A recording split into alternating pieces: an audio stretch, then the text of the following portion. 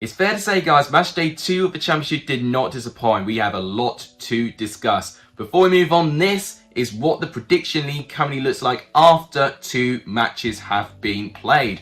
I've moved up the table a little bit. I'm now in 5th place with a so-so 18 points. But look who's up front. JR 2010 once again holding that number 1 spot with 30 points. He's looking unstoppable at the moment. And we've got all the members in this league as well. So anyone who does enter the new league and doesn't manage to get more than 1 point, you will be in the Lexalexus League 1 league. So maybe we'll introduce that league next week. Also, we've got some midweek matches on tonight, so I'll be predicting those as well. Make sure you predict those in the comments down below so you can make an attempt to get your 3rd batch of points on that prediction league here. If you like what you see, want to see more reviews and more Championship content, please give the video a like. It just really helps. Let's aim for 15 likes. Please subscribe if you're new and you want to see more content. It does really help. We're 10 subs away from 750 subscribers, which is absolutely crazy. We could even achieve it this week, which would be incredible. So let's try and go for it. And please share this channel to as many people as you can. All of that really helps. But without any further ado, let's go over what we saw on match day 2 of the Championship.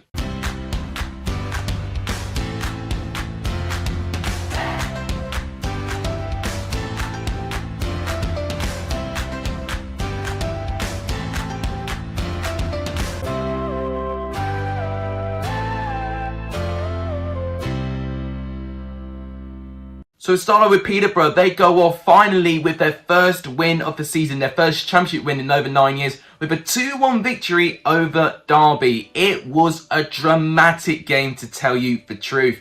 I mean, the first half, there wasn't really anything to write home about. There was only one notable shot in the first half when Johnson Clark-Harris had a shot from about 30 yards out and it nutmegged Kelly Roos, but it didn't go over the line. A big turning point was when Colin Kazim-Richards was stretchered off, and that's a big blow for Derby. Their squad is thin enough. This was the last player they needed to get an injury for. It was a brilliant tackle by Frankie Campbell. Unfortunately, the follow-up looked like it caught Kazim-Richards' ankle or his knee. Hopefully, Kazim-Richards doesn't get a really bad injury from this. Despite this, Derby took the lead by the substitute who replaced Kazim-Richards, Jack Stretton, 19 years of age. He did well to lash a powerful strike into the net after it was not well cleared and Morrison managed to get the ball alive. It made it 1-0 to Derby, and I thought that was going to be a really important goal in Derby's season. But following the injuries, we had 11 minutes of stoppage time.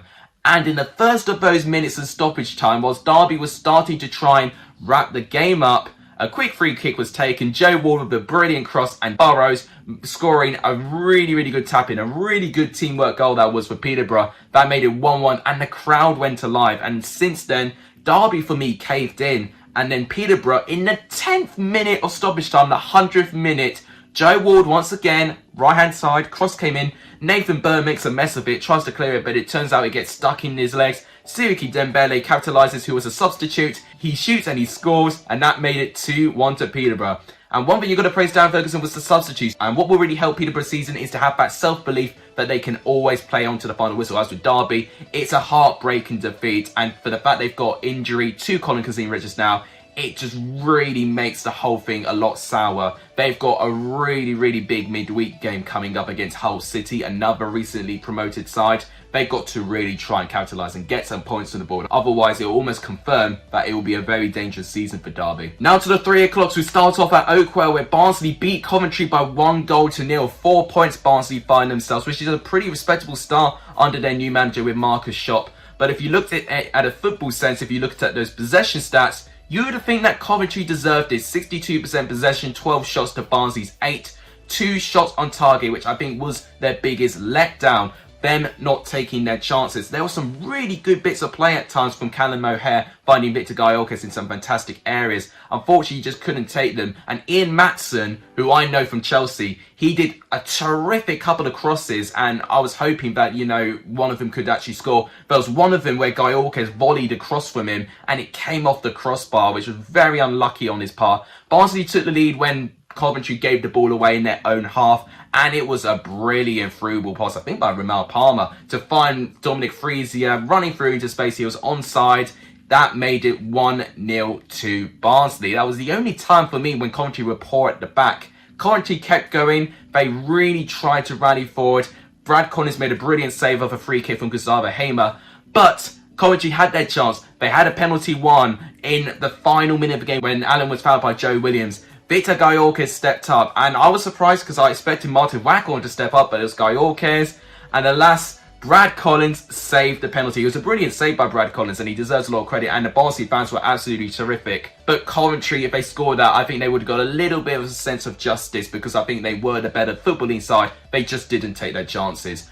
And now to a pretty lacklustre game in St Andrews. Birmingham 0, Stoke City 0. I was very disappointed with Stoke especially. For me, they didn't create, not anywhere near enough. They created way more against a Reading side the opening day of the season, but this was my problem with Stoke. They can play so well one day, and then all of a sudden they don't even turn up with half of that performance in the next following game. And that has been Stoke's problem since they've been relegated from the Premier League for me. Only 2 shots on target overall, and the same goes for Birmingham. But for Birmingham, I do know with their squad, I thought they were going to struggle to score. Although I think Birmingham had the better chances. Hogan had 2 really good opportunities where if he just hit the target, he probably would have likely got one of those chances in the net eventually. There was a goal disallowed from Gardner trying to tap in from a Harley Dean header, but it was ruled out correctly for offside. But that was really the only time that anyone got close to scoring. It wasn't a really great game to watch. Both these sides very, very similar in terms of what they've got and what they don't have. I think both these sides can be up there just as long as they take their chances and that they still keep their defensive shape that they build upon for this season. And now Blackpool takes their first defeat in the return of the championship with a 2-0 defeat against Cardiff. And it really was experience paying dividends in this game. Blackpool did try. They did have 2 shots on target, of course. But if you looked at the stats, Cardiff had 8. And under Mick McCarthy, even when they don't have a lot of the ball, 37% of the ball is not much, but they always are able to create chances, whether it's a long direct ball or whether it's a counter-attack. Cardiff always find a way to be so dangerous. And I think Blackpool really, really struggled to deal with that experience. James Collins was literally right in front of the goal for one of them, and he missed. Maxwell made a brilliant save as well in the first half. In the second half, Cardiff just still continued, and it only took them 7 minutes to go ahead. It was Bacuna with the goal. It was a long throw-in. It was brilliantly flicked on by Morrison and Bacuna with the header to make it 1-0. And in the 86th minute, it was Kiefer Moore who managed to make it game, set and match. Blackpool committing many guys forward, trying to push for the equaliser. A long ball from their half of the pitch finds Ryan Giles pretty much on 1 versus 2. Kiefer Moore runs with him. Brilliant cross by Ryan Giles, by the way, to find the head of Kiefer Moore, which made it 2-0 to Cardiff. With that strength that they have at the back as well, they could really be up there. Sean Morrison deserves a shout out. He won 10 out of his 11 aerial duels, which that for a defender is absolutely brilliant.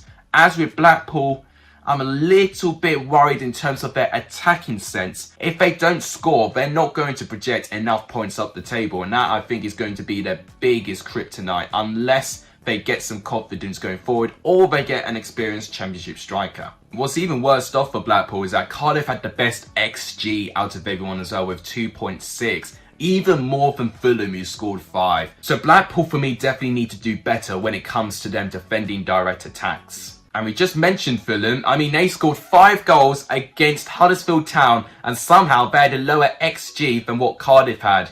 But to score 5 goals in any game is good, even if it's against a really lackluster defensive side like Huddersfield.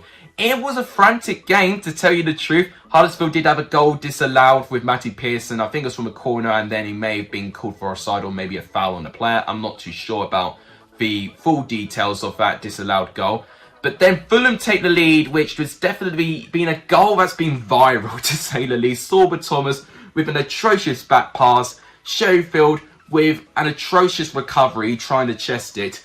And Mitrovic with an atrocious effort slips over and somehow it goes in the net. 3 errors somehow create the most bizarre goal you've ever seen in Championship football. It's definitely going to be one goal that sets apart the league with anything else, which just goes to show why Championship is just the best league in the world. It's got even better for Fulham when they took the lead again from Josh Onuma. Once again, it was just way too easy for Fulham to attack, and Schofield, for me, should have saved that corner as well. Huddersfield reduced the deficit. It was a brilliant header from Matty Pearson from a Sorba Thomas corner. But the good thing about Fulham is that they still kept their 2-goal deficit going into half-time and really made sure that they were ruthless. Bobby Reid really ruined that whole back line for Huddersfield. He got through a couple of 2 players. He gave it to Fabio Carvalho, who smashed the ball in the net to make it 3-1 going to half-time, and Huddersfield would have needed a miracle to get back into this. And I think they may have been provided with one, with Harry Wilson acting out on Levi Colwill. Definitely didn't need to try and lash out on him in that way. He got a straight red card for it, which I think was a little bit justified for that. So Huddersfield now had the numerical advantage. Surely this was the comeback. Cue Ivan Cavallero, who managed to score 2 goals despite Fulham being a man down. His 2 goals made it 5-1. It was just way too easy for Cavallero and Fulham in the end. And that is one thing I'm really concerned about with Huddersfield. Whilst they did create chances, I'm not denying them with that, they just, at the back, I don't even know if they've even practiced defensive drills. But the lack of positioning, the lack of standing people down, it's not encouraging. And I'm really scared for Huddersfield, especially if they do not improve at the back. As with Fulham, we've now seen a taste of what Fulham can be when everything ticks well together. I don't think they're going to have an easier run than what they have done in that second game, you know, for the rest of the season. But if they keep on with that ruthlessness, I think Fulham could be a really, really dangerous side to compete. I think we saw Hull crushing back down to earth at MKM Stadium with a 3-0 defeat against Queen's Park Rangers, who, to be fair to them, they stepped up. They really did step up. It was disappointing that they didn't win against Millwall, and especially with their lack of performances as well. They really stepped up, and Chris Willock got the first goal. Ingram should have done better for me. He did have a hand to it, and it came off the post and in. A stronger hand, he would have kept that shot out. I mean, intelligence from Elias Chair. You thought he was going to deliver that free kick and someone was going to receive a header, but it was a short free kick finding Willock. It was an intelligent goal by Chair there. Then for the second goal, we had to wait for the second half for it, because to be fair, Hull did try and grow back into the game a little bit. They created some half chances, but nothing that was really going to test Dieng. But the turning point was when Moncur got sent off for an atrocious foul on Dominic Bull. And as soon as that happened, then Queen's Park Rangers were a lot more confident. It was Lyndon Dykes with the second goal. Disappointing defending again. Short corner, very well rehearsed corner goal that, but the defending there was literally something to look away. It was not great defending at all from Hull. And then for the third goal was Rob Dickie once again scoring his second goal in as many games in the season. Dominic Bull doing really, really well, keeping the ball in play, managing to do a backheel flick to find Rob Dickie, and a great improvised effort to get it past Ingram. So Queen's Park Rangers, with that 3-0 win, it now puts them in second place. And now about Queen's Park Rangers, it's about that consistency. There's a lot of expectation on them this year. And I guess if they can really keep that, I think Queen's Park Rangers will be up there. As with Hull, it's consistency. And if Hull now turn into a side lost in the wilderness and forget how to score, then Hull are going to have a really tough season as well. In the Riverside, we saw Middlesbrough collect a 2-1 win against Bristol City. And looking at the highlights, I think it was a deserved win. Based on the chances that they were crafting now, I think it was a bit deserved. I mean, 7 shots on target to Bristol City's 2, which I think says absolutely everything. They definitely looked the better side going forward. Now, it was Ekpezu who's got the lead, and you've got to give a huge amount of credit to Zaya Jones. He does very, very well with his battle against Zach Viner. His cross comes in, Atkinson can't clear it. It finds the path of Ekpezu to tap it into net to make it 1-0 to Middlesbrough. And they had more chances. They really could have actually increased their lead. Zaya Jones in the second half could have got a lead, but it was well saved by Dan Bentley there. Matt Crooks had a couple of chances as well. Paddy McNair was putting some very dangerous balls in the box. And I thought it was only a matter of time that Middlesbrough were going to walk away with this. But Bristol City, in around the 55th, 60-minute period, they did try and build themselves back into it. Casey Palmer had a chance, which was just wide of the post. And minutes later, they won a free kick in the right-hand side of the box. Matty James with a brilliant delivery. And Andy King scoring a header. Poor defending, but it was a brilliant header by Andy King to make it 1-1. And I've got to say, Andy King has done so much better than what I thought he was going to be. But unfortunately, minutes later, Matt Crooks restores Middlesbrough's lead. And it's a good bit of play as well, especially centrally as well. Good build up with that goal. Ekpezu winning the header, and then Matt Crooks just to finish it off to make it 2-1 to Middlesbrough. And now Middlesbrough find themselves just outside the top 6. If they keep up this consistency, they will be up there. And I'm really being impressed, especially not only with their new signings, but their youthful players as well. So there's a real squad and a real big amount of optimism going around in Middlesbrough, which I think is great. As with Bristol City, I can see they've got glimpses of good quality, but they just don't show it enough in the 90 minutes, which is why they're in a really dire position at the moment, only picking up 1 point in the opening 2 games. And to not even beat a newly promoted side like Blackpool and seeing how easily they got turned over by experienced championship teams, it could be a really difficult season for Bristol City. In the Den, we saw Millwall and Blackburn carve out a 1-1 draw, which was the only correct score prediction I got correct. This game was delayed due to traffic, and this game I think was actually a really good contest. It was different styles, and one thing I was really surprised to see with Middlesbrough, 61% of the ball, so Millwall having more of the ball, which we don't see often, 15 shots to 2, so they outshot Blackburn a huge way, but if you notice, only 2 of those 15 shots are on target, which is only just above a 10% accuracy, which is really, really poor. So it really speaks the volumes that Millwall need to improve their clinical nature. They did take the lead though. It was a brilliant goal. It was Daniel Ballard in the right hand side switching up the play, finding Scott Malone in the left hand side. His cross finds Jed Wallace to make it 1-0. I was thinking that was going to be goal of the weekend, but as soon as I saw Jed Wallace's celebration, there was no way I was going to give it the goal of the weekend. But Blackburn, I got to give them credit. They really dug deep.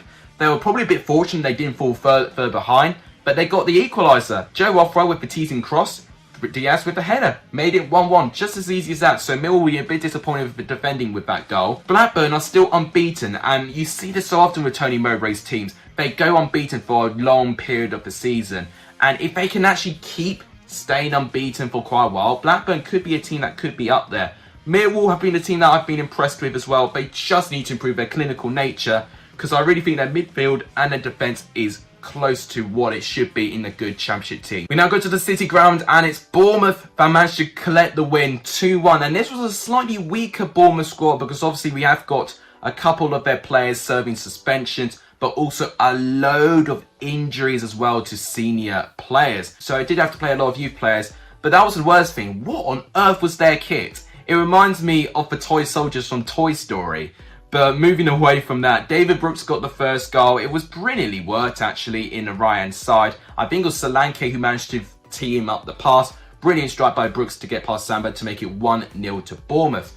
But Forest, to be fair to them, when they fell behind, they did step up, and that's what I expected from Forest. Like just before the end of the first half, Ryan Yates had a really good strike, but it cannoned off the post, which was a real shame for him. And Forest made their spell count because within minutes of the second half starting, they got the equaliser, and it was Scott McKenna with the header. It was a brilliant cross by Zinkernagel, and McKenna to find the header made it 1-1. So I was intrigued to see who was going to go up on top for the rest of it, but it turned out it was going to be Bournemouth. Philip Binning proving that he can score plenty of goals. That's his second goal of the season. It was brilliant work by Jadon Anthony. Intelligent pass to find Philip Binning in that position to make it 2-1 to Bournemouth. Although David Brooks 2 minutes later after that goal did get sent off for a second yellow card, and I definitely think the second yellow card was justified. Despite that, Forest just could not get enough clear-cut chances to score. And if you look at the stats, Forest have been slightly edged Bournemouth in this game, so I think they were really, really unlucky not to get anything from this game. I think eventually Chris Hughton will get enough time to get the players to actually, get enough points on the board, because I really do think with their performance they earned it, and they were a little bit unlucky. They'll eventually leave the pointless club, which only them and one other team are in at the moment. As with Bournemouth, they find themselves in 5th place. They're going to have a difficult period, they've got a load of injuries, but I think if they can manage through that, then I think Bournemouth will be okay. And we'll talk about the other team who's in the pointless club. We have to cue Preston North End. They lose 2-1 to Reading, and that's 2 defeats in a row to Preston. And it was well deserved for me. I think Reading, in terms of creating chances, they definitely created the better out of them. I know Preston outshot them, and they definitely had more shots on target. But even with that, in terms of proper chances and teams that came really close, Reading could have scored many goals. Aziz scored the first goal. It was a very dangerous cross by Josh Laurent. Everson with a really, really weak parry to try and get the ball away. It finds Aziz, and he gets the better of Andy Hughes. He gets the ball into net to make it 1-0 to Reading. And Preston, unfortunately, didn't really respond. And if anything, Reading were the team looking like they were going to increase their lead. Lucas João hit the post in the second half, thinking, oh gosh, it's only a matter of time that Preston are going to get out of sight here. Although from a long throw-in, a penalty is won. It was Alan Brown with the shot, and it was blocked by Michael Morrison's hand. It was a definite penalty. Daniel Johnson stepped up. He does what he does best, scoring for the spot, and that made it 1-1. And we thought, okay, could this be Preston trying to live up to that momentum again and trying to recover? But nah, 9 minutes later, it's John Swift, who has a really good record against Preston. He really loves playing against them. Brilliant lead up to that goal as well. That 1-2 play between him and Lucas João was absolutely brilliant. Just to have that understanding in your team is brilliant. He scores and gets past the reach of Edison to make it 2-1. And honestly, Reading could have scored a couple more. Preston only looked really dangerous near the final 10 minutes where they had to react and try and get something. But even with that, it was really not good signs for what I'm seeing with Preston whatsoever. And for what I'm seeing on social media, it's looking really toxic. A lot of people are saying Peter Ridsdale to leave the club. A lot of hashtag Ridsdale out all over my Twitter page. When you get rid of Ridsdale, is that really going to fix everything? I mean, I think Preston have become complacent. They've just been so comfortable in their position, and they've just lacked the ambition to go that step higher. And obviously there's been promises as well that when the big players will go, for instance like the Ben Pearsons, like the Ben Davies, that they'll replace those players with similar quality of players. But he's just not done that at all, hasn't he? So I understand Preston's frustration, and there's plans of protests, banners being out. It's not a really good sign for the club. What they need is a win. If they get a win, they can definitely move on from this dark cloud. They have got Huddersfield and Peterborough back-to-back. 2 winnable games for me with a side like Preston. If they get 6 points, then all thoughts of like Ridsdale out could close to be game forgotten. But as with Reading, brilliant win. Their squad is paper thin, but how they're still doing this and getting some points on the board, I have no idea. So you've got to give Reading some credit there. To our penultimate game, we had a 5-goal thriller at the Hawthorns as West Brom beat Luton by 3-2. I gotta be honest, I think it definitely softened the blow a little bit with Luton, because I think West Brom really were comfortable for a lot of that game. They got the first goal in the 5th minute where Cal Naismith managed to head the ball into net to make it 1-0. And from that moment onwards, it was pretty one-way traffic for me. Even though that Luton had a bit more of the ball, in terms of creating chances, West Brom just created plenty. Then from a corner, I mean, it was really poor work by Sluga. He doesn't parry the ball well. Callum Robinson taps the ball in to make it 2-0. And then it gets even worse that in the second half, Carlin Grant makes it 3-0. And it was brilliant work actually by Moat to find Carlin Grant in that position. And brilliant teamwork as well between him and Callum Robinson for that goal. Carlin Grant scored his first goal of the season. That made it 3-0 to West Brom. Although in the final 20 or so minutes, West Brom got a little bit too comfortable for my liking. We're also going to have a big stoppage as well, because Jordan Clark did get injured from Sam Johnston following a collision there, so we were going to have a big amount of stoppage time. I think it was 16 minutes in the end. Harry Cornick managed to get one back for Luton. It was really a poor mistake from Connor Townsend. He gets pressed and then the ball gets deflected into Cornick's path to make it 3-1. And then within one of the final minutes of the stoppage time, the 98th minute I think it was, Petty Rudding and Pansu getting the second goal. Just a miscommunication between Dara O'Shea and Sam Johnston, which I think that needs to be worked a little bit. But that made it 3-2, and that was the final scoreline. So fair play to Luton. They did manage to get some goals back, although I think 2 very fortunate goals. I think with West Brom, we saw the good, but also the bad side with them under Ishmael. Going forward, they look terrific. Off the ball, they look terrific. But defending-wise, I'm not too confident. So that's the only area I'm a little bit nervous with West Brom moving forward. And the final game to go over is Swansea 0, Sheffield United 0. It was a real letdown. Oliver McBurney, of course, was going to return to Swansea. I don't think he actually made an appearance at the end. So that was a little bit disappointing on my part. Overall, I think both these sides are very, very similar in the way that I think all of them play with the ball a lot. Swansea more so in this game. I think with them being at home, it really helped them with that. But both sides going forward really concern me. They really, really do. Jamal Lowe is the only one that came close for Swansea. With Sheffield United, David McGoldrick had a couple of half chances, but both sides going forward are looking very, very low on confidence, and that's really going to hinder their seasons if they cannot step up. And look at their positions: Swansea 19th, Sheffield United 20th. Both sides you'd expect to be up there based on the experience and the history of these two clubs. So right now, I think the pressure gets mounted on both these clubs, especially Sheffield United. Overall, I don't really have too much to say, to be honest, because it really was a bad game. But both these sides definitely need to try and get their confidence. I think there will be two teams that will grow into the season, and maybe we'll see them improve later on. So that wraps up my reaction to all the matches in match day 2. Before we move on with my score predictions for midweek, here is what the table looks like. So Fulham are first, with Queensborough Rangers second. The West London clubs doing really, really well. Cardiff, West Brom, Bournemouth and Blackburn, a surprise team to find in the top 6. Moving into the teams in danger, you've got Bristol City, Derby, Swansea, Sheff Utd and Blackpool. And the teams in the bottom three, Huddersfield, and the only two sides still to collect a point, Forest and Preston. And look at this, no side has actually won both of their opening 2 games. So it's looking really open this year in the Championship, which I'm really, really loving to see. When I go with the Lexalexus Awards, goal of the weekend,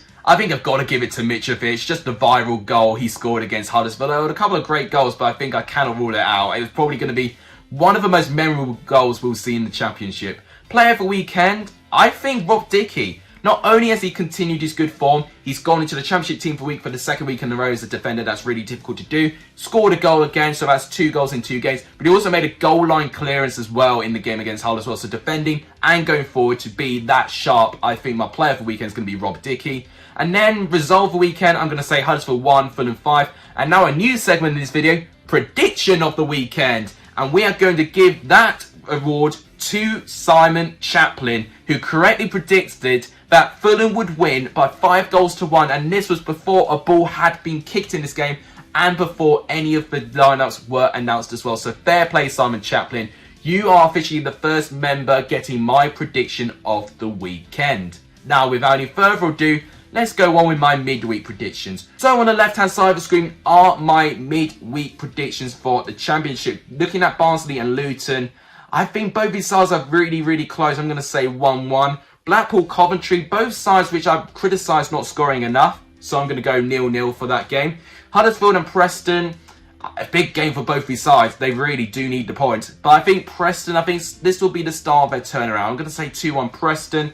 Millwall, Fulham, I'm going to say Fulham 2-1. I think they'll just edge Millwall. I think it'll be really close though. Peterborough, Cardiff. I think Cardiff will be quite comfortable again. I'm going to say 2-0 Cardiff, although Peterborough can shot them. Swansea, Stoke. I was going to say 0-0, but it's very unlikely you see two sides involved with a 0-0 draw actually get another 0-0 draw between themselves. So I'll edge one side to win. And for me, I've got a bit more confidence in Stoke at the moment. So I'm going to say 1-0 Stoke. Reading, Bristol City. I'm just going to say 2-1 Reading. Even with their weaker squad in terms of their depth, I think with the quality they have in their squad, I think we'll edge Bristol City.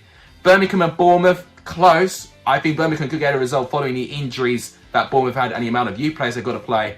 But I still think Scott Parker might find a way to round this. So I'm going to say 2-1 Bournemouth. Hull and Derby, big game for both these sides again. Derby really need the points, do they? But I think Hull would get enough chances and manage to get through this pretty lackluster Derby defence. So I'm going to say 2-1 Hull. I think it'll be a little bit close though. Middlesbrough QPR, that one took me a long time to predict. And the end of it, I couldn't predict anyone. So I'm going to go for a 1-1 draw there. Forest and Blackburn.